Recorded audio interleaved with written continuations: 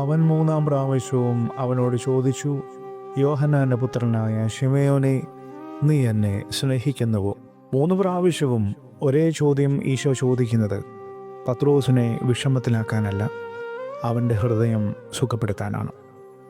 3 പ്രാവശ്യം നിഷേധിച്ചവനെ കൊണ്ട് 3 പ്രാവശ്യം സ്നേഹിക്കുന്നു എന്ന് പറയിക്കുന്നത് വഴി അവൻ്റെ ഹൃദയത്തെ പുതുക്കി സ്നേഹം അവിടുന്ന് പുനഃസ്ഥാപിക്കുകയാണ്. ശിമയോൻ്റെ ഉത്തരത്തിൽ ആത്മവിശ്വാസക്കുറവുണ്ട്, പക്ഷേ സത്യസന്ധത ആവോളമുണ്ട്. അത്രയേ ഈശോയ്ക്ക് വേണ്ടൂ.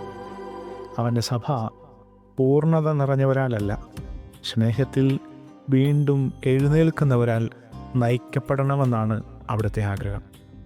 ഓ ഈശോ, എൻ്റെ വീഴ്ചകളേക്കാൾ വലുതായ നിൻ്റെ സ്നേഹത്താൽ എന്നെയും എഴുന്നേൽപ്പിക്കണമേ. സ്നേഹിച്ച് നിന്നെ അനുഗമിക്കാൻ എന്നെ ശക്തിപ്പെടുത്തണമേ.